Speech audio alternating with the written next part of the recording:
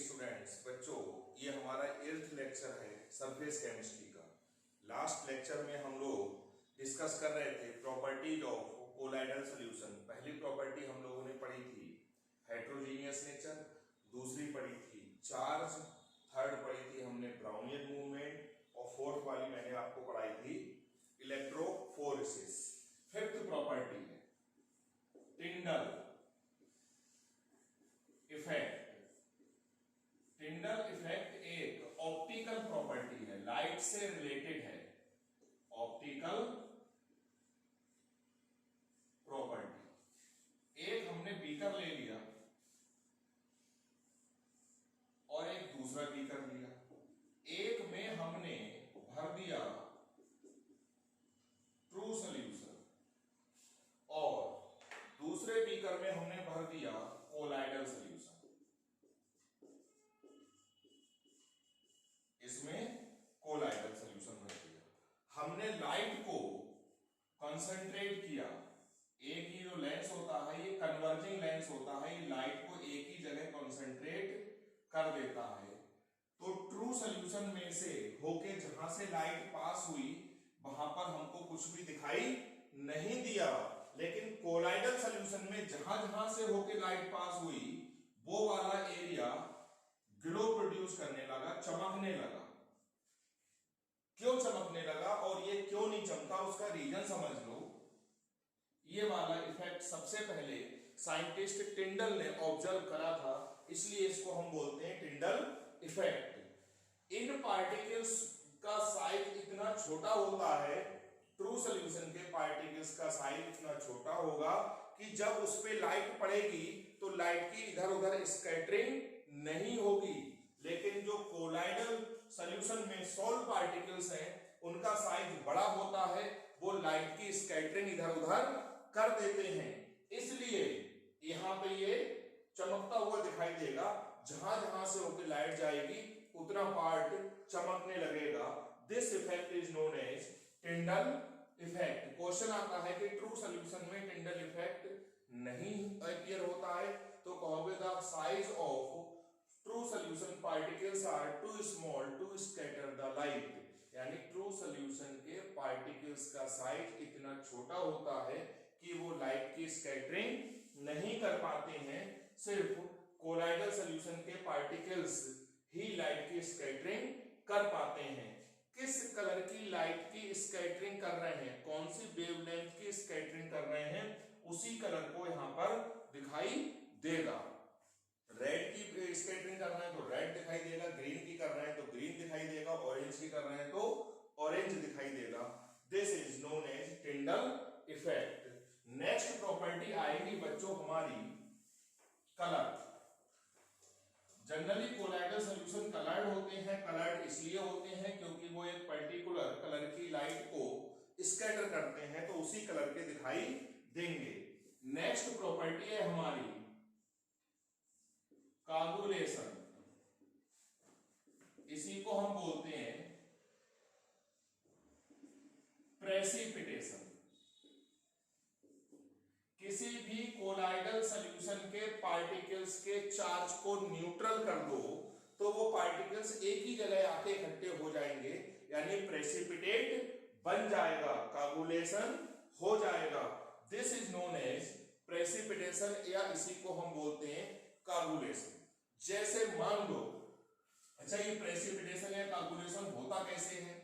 पहला हो सकता है by adding oppositely charged solve. किसी पॉजिटिव सॉल्व में नेगेटिव सॉल्व आप मिला दो तो चार्ज न्यूट्रल हो जाएगा और वो पार्टिकल्स पास पास आ जाएंगे और एक ही जगह आके इकट्ठे हो जाएंगे। दूसरा by passing electric current. Current का फ्लो करवा दो, जैसे हमने इलेक्ट्रोफोरेसिस में करवाया था। पॉजिटिवली चार्ज सॉल्व पार्टिकल है तो नेगेटिव वाली प्लेट पे जाके कागुलेट हो जाएंगे, नेगेटिवली चार्ज है तो पॉजिटिव प्लेट पे जाके कागुलेट हो जाएंगे। तीसरा तरीका है बाय एडिंग एन इलेक्ट्रोलाइट। कोई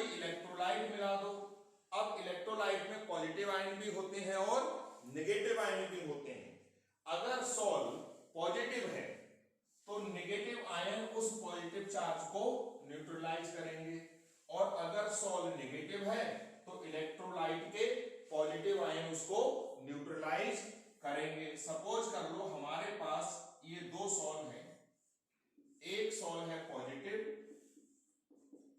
और दूसरा है नेगेटिव।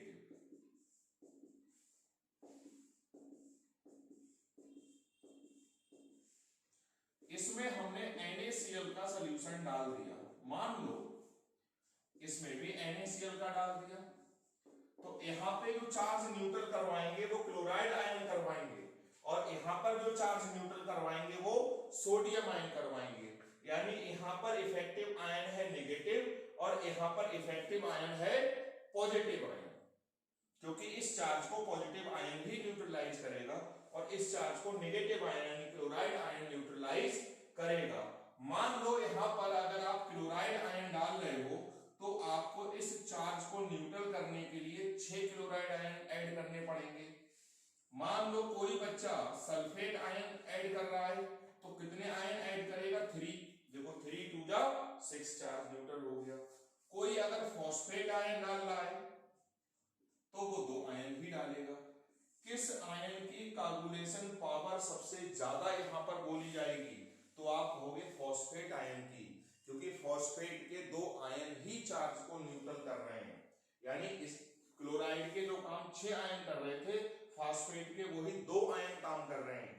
यानी फॉस्फेट आयन की कोगुलेशन पावर इन तीनों में सबसे ज्यादा है। यहां पर देखो सोडियम आयन है तो 6 डालोगे, मैग्नीशियम आयन है तो 3 डालोगे, और अगर एल्यूमिनियम आयन है तो 2 डालोगे।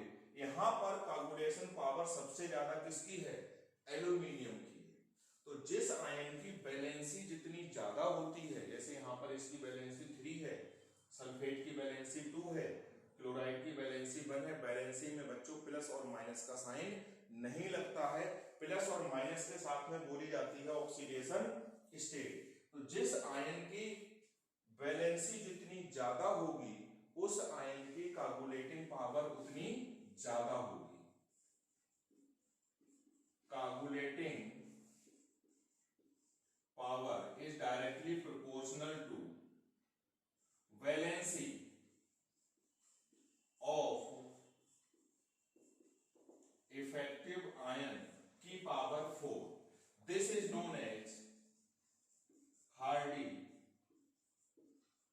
सूल्जे रूल।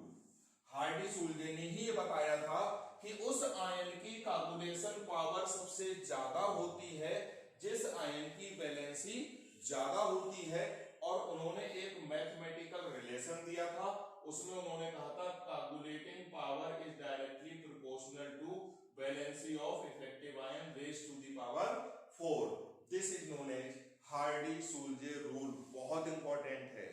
ठीक, नेक्स्ट प्रॉपर्टी है बच्चों लास्ट, और जो कि सबसे ज्यादा इंपॉर्टेंट है। उसके बाद इसमें एक टॉपिक और है छोटा सा, इमल्जन, और चैप्टर खत्म। इसके बाद हम नेक्स्ट चैप्टर स्टार्ट करेंगे, कोऑर्डिनेशन केमिस्ट्री। नेक्स्ट है बच्चों गोल्ड नंबर। गोल्ड नंबर को आप समझ लो बहुत सही से। होता क्या है, 2 टाइप के आपने कोलाइड पढ़े थे, लायोफिलिक कोलाइड और लायोफोबिक कोलाइड। लायो मीन्स सॉल्वेंट और फिलिक मीन्स लविंग। जो सॉल्वेंट की तरफ जल्दी से अट्रैक्ट हो, जल्दी से डिजोल्व हो जाए, वो लायोफिलिक होते हैं, और जो देर से अट्रैक्ट हो, देर से डिजोल्व हो, वो लायोफोबिक। लायोफिलिक जो सॉल्व होता है वो स्टेबल होता है, और लायोफोबिक होता है वो अनस्टेबल। यानी लायोफिलिक वाला जो सॉल्व है वो स्टेबल होगा और लायोफोबिक है वो अनस्टेबल होगा। हम इसका प्रेसिपिटेशन करवाना चाहें, 2 बीकर में रखा हुआ है, एक में लायोफिलिक और एक में लायोफोबिक। उसमें कोई हम इलेक्ट्रोलाइट डाल रहे हैं तो जो लायोफोबिक है उसका प्रेसिपिटेशन जल्दी हो जाएगा क्योंकि वो अनस्टेबल होता है। ठीक, अब ये कोई लायोफोबिक सॉल्व है, लायोफोबिक।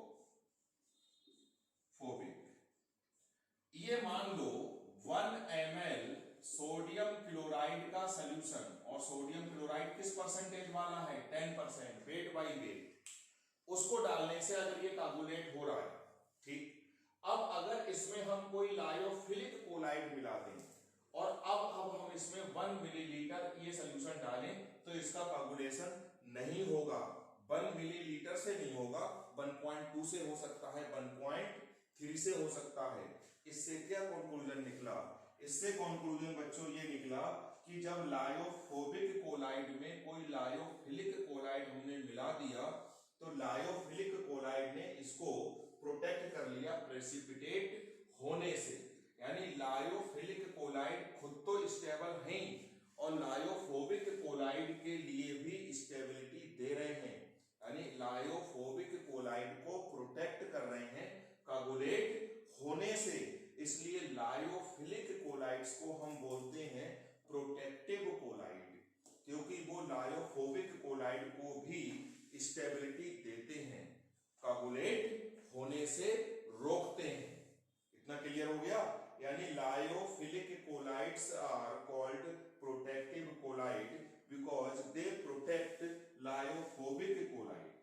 लायोफोबिक कोलाइड में जब उनको मिक्स कर देते हैं तो लायोफोबिक कोलाइड का प्रेसिपिटेशन जल्दी नहीं होता है, आसानी से नहीं होता है। अब देखो, मान लो हमारे पास ये 3 ABC लायोफिलिक कोलाइड्स हैं, ठीक।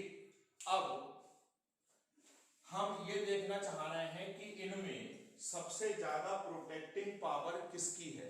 प्रोटेक्टिंग पावर को रिप्रेजेंट करने के लिए एक साइंटिस्ट थे सिगमोंडी, इसकी स्पेलिंग ऐसे भी लिखते हैं जिगमोंडी, जेड से।